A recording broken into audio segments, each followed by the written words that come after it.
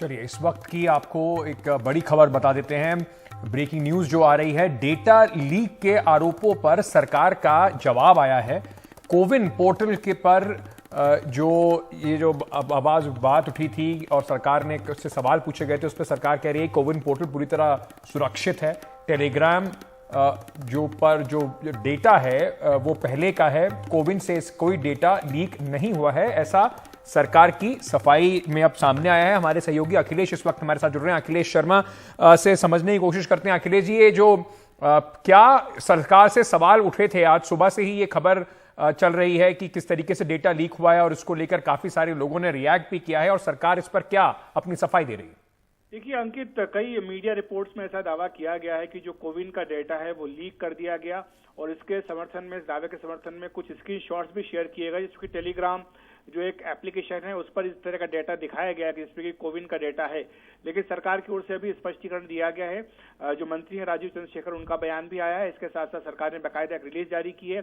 उसमें उन्होंने कहा कि ये जो दावे किए जा रहे हैं इनमें कोई सच्चाई नहीं है, क्योंकि जो टेलीग्राम का डेटा है ये बताया गया कि इसकी जांच करने के लिए कंप्यूटर इमरजेंसी रिस्पांस टीम जो होती है सर्टिन, उसको दे दिया गया था ये मामला। और जो प्रारंभिक रिपोर्ट उसकी आई है सर्टिन की, उसमें कहा गया है कि ये जो टेलीग्राम का डेटा है ये कोविन डेटाबेस पर इसकी एक्सेस नहीं है, बल्कि ये बैकएंड डेटाबेस है जो कि पुराना डेटा है और इससे ताजा डेटा से इसका कोई संबंध नहीं है।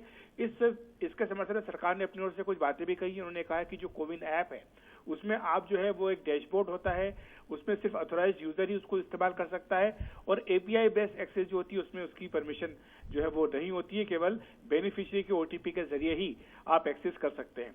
और टेलीग्राम का जो बॉट है, जो रोबोट जिसमें किया गया है कि डेटा एक्सेस करने की बात की गई, उसमें कोई भी डेटा जो है वो बेनिफिशियरी का नहीं है और जो ईयर ऑफ बर्थ है केवल वही कैप्चर किया जाता है। तो इस तरह की तमाम तकनीकी बातें कह के सरकार ने स्पष्ट किया है कि किसी भी तरह का कोई डेटा ब्रीच नहीं हुआ है।